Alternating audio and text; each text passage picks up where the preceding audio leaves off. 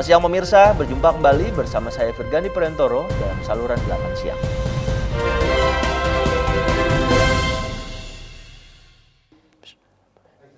Berita pertama, staf khusus Menteri Kelautan dan Perikanan Miftah Sabri menanggapi polemik larangan ekspor benih lobster yang akhir-akhir ini diperbincangkan masyarakat. Menurut Miftah, banyak orang yang tidak mengerti atau awam tentang lobster dan benih lobster. Untuk sidat maupun untuk lobster. Setelah itu baru kita memutuskan berapa kuotanya, berapa kelompok yang harus. Miftah Sabri mengatakan, wacana tersebut menjadi ramai karena dalam Peraturan Menteri Nomor 56 Tahun 2016 dimuat adanya larangan ekspor benih lobster. Miftah menjelaskan, benih lobster tidak sama dengan benih ikan atau benih udang karena benih lobster belum bisa dibibitkan dan hanya bisa didapatkan dari alam. Menurut Miftah, dari 100 benih lobster yang lahir, hanya 1% akan hidup dan menjadi lobster dewasa. Itu artinya, jika ada 100 juta benih lobster lahir, maka yang hidup hanya 1% karena yang lainnya mati dimakan predator.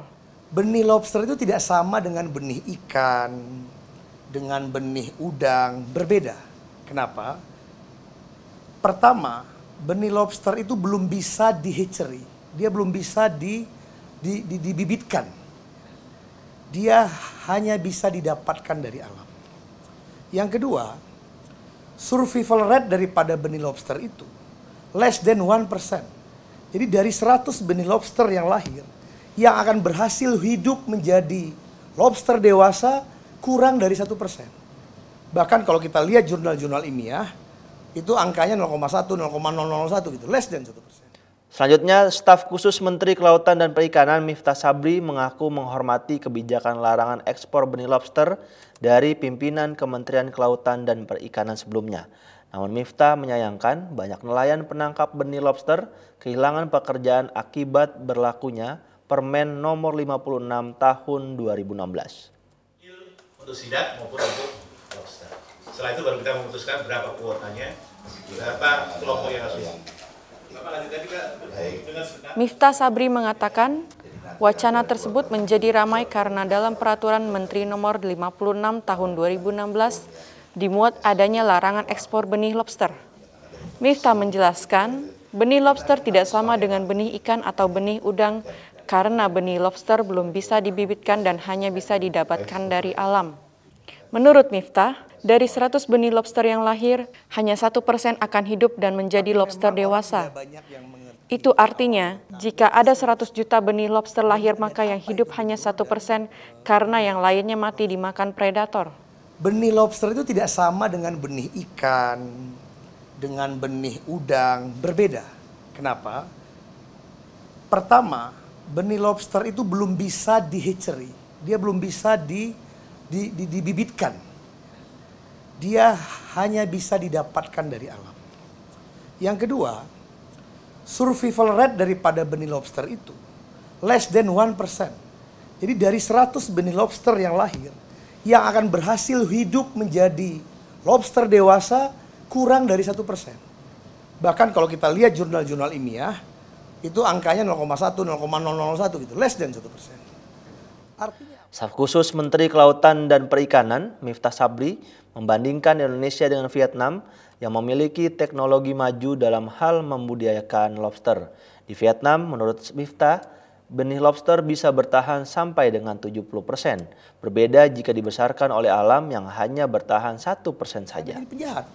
Bayangkan dia sudah puluhan tahun bekerja mengambil bibit ini, tiba-tiba karena permen ini dia jadi penjahat. Dia ditangkap polisi, malu keluarganya. Dan banyak menutup lapangan pekerjaan. Itu yang kedua. Yang ketiga, setelah dilarang pun ternyata kita menemukan bahwa sangat gencar penyeludupan, smuggling lobster ini ke luar negeri. Diekspor. Pertanyaannya, kenapa? Ternyata nilainya mahal. Miftah Sabri mengatakan, adanya larangan ekspor benih lobster menimbulkan tindakan kejahatan, yakni adanya penyelundupan benih lobster ke luar negeri. Menurut Miftah, di negara lain ekspor benih lobster bukanlah suatu kejahatan. Sehingga seseorang menangkap benih lobster di Singapura takkan ditahan kepolisian setempat, berbeda dengan Indonesia. Miftah juga menyayangkan akibat pelarangan ekspor benih lobster membuat banyak nelayan penangkap benih lobster kehilangan pekerjaan. Hal lain yang disorot Miftah akibat timbulnya penyelundupan lobster ke luar negeri karena harganya yang sangat mahal. Untuk sidat maupun untuk lobster. Setelah itu baru kita memutuskan berapa kuotanya.